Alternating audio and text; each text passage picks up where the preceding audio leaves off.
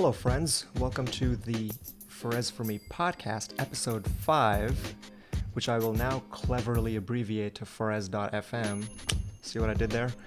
I'm really creative. I'm your host, Forez Vatsaria at ForezV on the internet. And if you're not familiar, on this podcast, I talk about Web3 concepts in the news, tech, music, cryptocurrency, general pop culture space, and gaming, and all that kind of good stuff in about 15 minutes or less.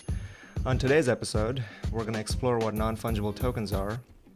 NFTs have taken the world by a storm, and they're quite disruptive when applied to the right business models. So I'm going to try to explain what they are to all of you folks, and we're going to explore how they're so disruptive and how they will become a part of our lives in the next 5 to 10 years. Before we dive in, let's understand the concept of fungibility. If I gave you a $100 bill as a loan, you owe me $100. If you gave me a different $100 bill back, we'd be even. Unless I specifically want that original $100 bill due to some inherent value in the bill, the print date or the way it looks or the serial number, our $200 bills in this example are what we call fungible, meaning they're the same. Even though there are two different bills with unique serial numbers, barring any collector coins and certain old currencies from different countries, as they may have some historic value, most currencies work this way. In the normal way we use them, they're interchangeable. Cryptocurrencies or tokens are also interchangeable. If I send you one Bitcoin and you send me another Bitcoin right back, we're even, as those Bitcoins that we sent back and forth are fungible. Certain blockchains enable the creation of non-fungible tokens, or NFTs. For the sake of our conversation here, Ethereum's NFTs and Solana's NFTs are on different blockchains with their respective underlying implementations that are different, but conceptually they work the same. On this episode, we don't care about the underlying implementation of those NFTs, just the concept of non-fungibility. NFTs are digital assets that are unique and cannot be replaced by another identical asset. This is in contrast to fungible tokens, which are interchangeable and can be replaced by another token of the same type. Ethereum's blockchain allows for the creation of NFTs because it supports smart contracts, which enable the implementation of complex rules and logic.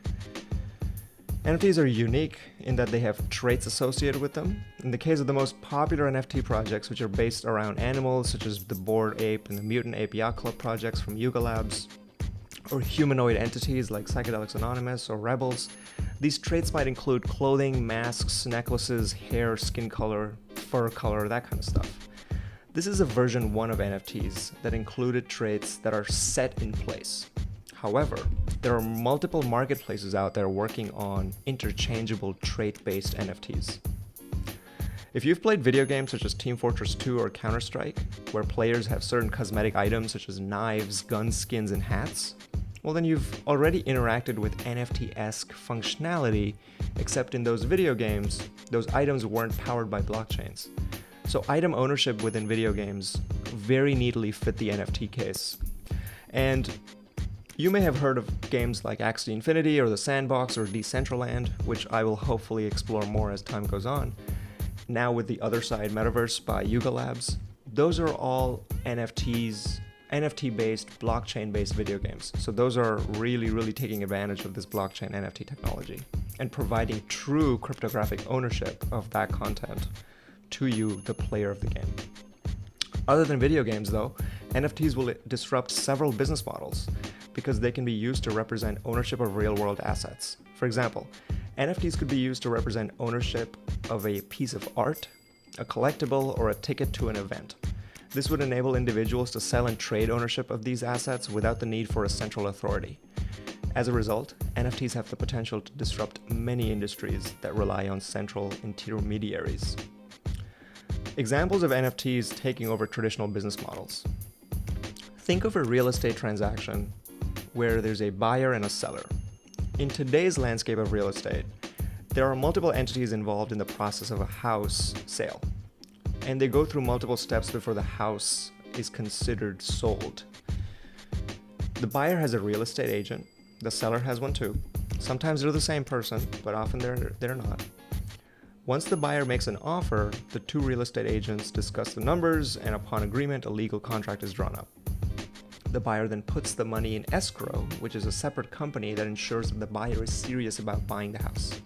This amount is like a non-trivial deposit on the house to ensure the buyer isn't just going around making tons of offers without any serious intention of buying the house.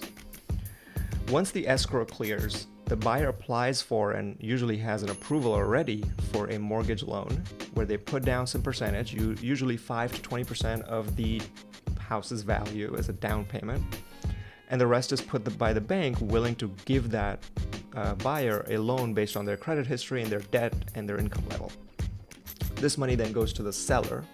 If the seller has a mortgage, this money is first used to pay the seller's bank, and then the rest goes to the seller's bank account. The buyer and seller's real estate agents each take a small cut from this transaction, usually 1 to 3% of the final price of the house. Then the registration company transfers the title or the deed of the house and any land associated with it over from the seller to the buyer's name. Once the buyer receives the deed, the transaction of the house sale is considered complete. I might have missed a step or two, but overall, this is how most real estate transactions go. If you notice, there's one key component that determines house ownership and that's the title or the deed. It's a document, and whomever's name is on this deed owns the house and the land that it's built on.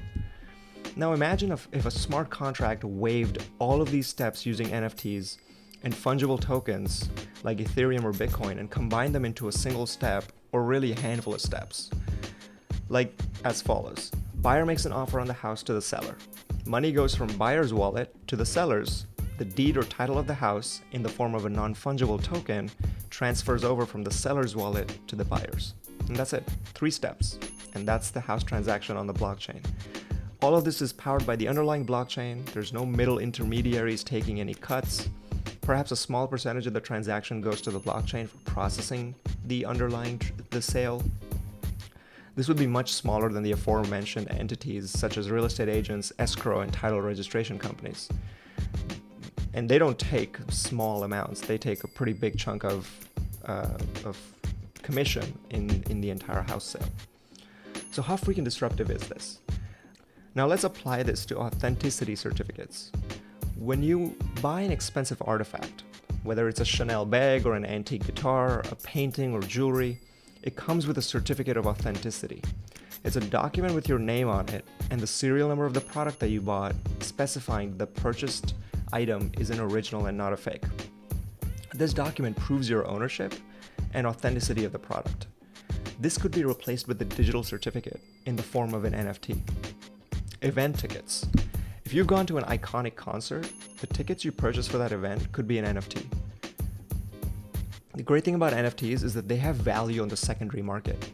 So you could decide to sell those concert tickets in a few years or a few months, as people may be interested in owning a piece of that culture, of that experience, or of the historical value of that concert or that event, especially if they missed out on going to the event. Non-fungible tokens and their underlying blockchains make this possible. They provide cryptographic ownership of digital assets, and the uniqueness of those assets make them non-fungible. By the way, if you're not familiar with how cryptographic ownership works, you should check out some of the other episodes on this podcast, specifically about how the blockchain works. I kind of go into detail about that, and check out the newsletter on foresv.com. I do post written transcripts of this podcast, and now I'm going to start making videos of this podcast and posting them all on my website and on my YouTube channel. So check it out, it's foresv.com. Now let's go over some myths and use cases. There's a very common myth about NFTs where people say, well, I could just right click the screenshot of this NFT and save it, and then now I own it. Well, to those people I say, I can stand outside your house and take a photo of your house or your car and claim to own it, but I don't actually own it. Only the name on the deed or the title of that house or the car represents true ownership. So while people can claim to own your NFT, it's very easy to prove ownership. If you have Twitter Blue, for instance, which is Twitter's premium service where you pay $3 a month and you get to edit your tweets and create an NFT profile photo, it's very easy to verify if your account actually owns the underlying NFT.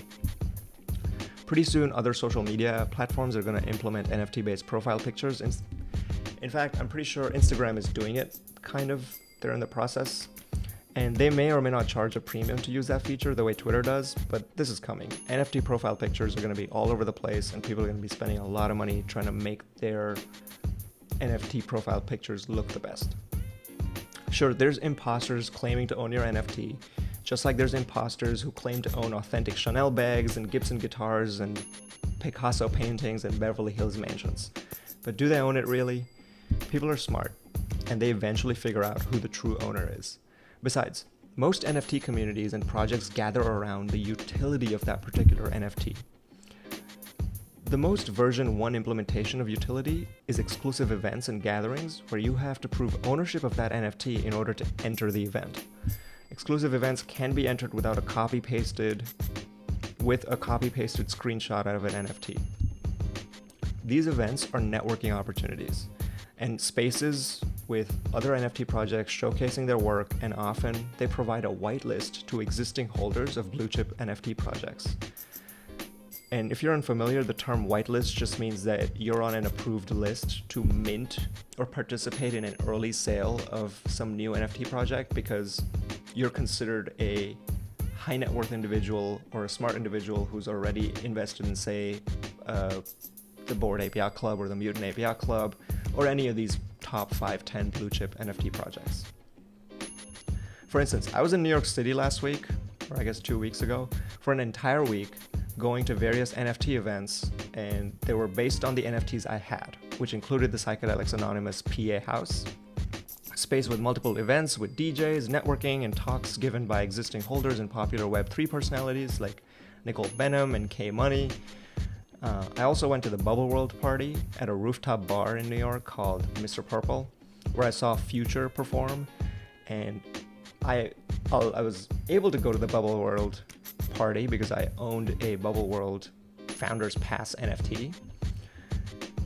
So while these are clearly implementations that are very early of non-fungible tokens, I'm excited to see which business models are disrupted by NFTs. We may soon live in a world where all digital goods are considered non-fungible and powered by blockchains. Another example of use cases that are really intriguing when it comes to NFTs are this model where funding of a project is kind of flipped. A massively powerful implementation of NFTs is the concept of a flipped investor. In traditional venture capitalism, you, the founder, first raise money through VCs who take some non-trivial amount of stake and ownership in your company to help you fund the building of your minimum viable product. Once you're profitable or you have a liquidity event such as an initial public offering or an acquisition, those VCs first take their cut. Instead of VCs, you could imagine your customers funding your product almost in a Kickstarter-like fashion using non-fungible tokens. They now own a small piece of your company and your product for providing you the initial funding, and they're the ones who benefit when your product goes and really succeeds. The record label flip. In the music industry, a record label signs an up-and-coming artist upfront with an advance fee and takes royalties on their work as they create music under their label. Oftentimes, these deals are fairly exploitative and they take a huge cut out of everything that you make. With NFTs, your listeners could directly fund your work and remove the need for exploitative record label executives who only want to profit off of your work as opposed to truly support it. Remember, NFTs have a value on the secondary market. Anyone who first invested in these VC or record label scenarios in your startup or in your band, they can sell their stake on the secondary market at a fair price. The more mature implementations of non-fungible tokens require careful planning and some regulation, which is lacking in this space. So I'm curious to see how this whole thing pans out. Well, that's episode 5 of Forez.fm. Thank you for listening. As always, I'm grateful for your time. Feel free to leave me questions, comments on forezv.com, and I'll catch you on the next episode. Cheers.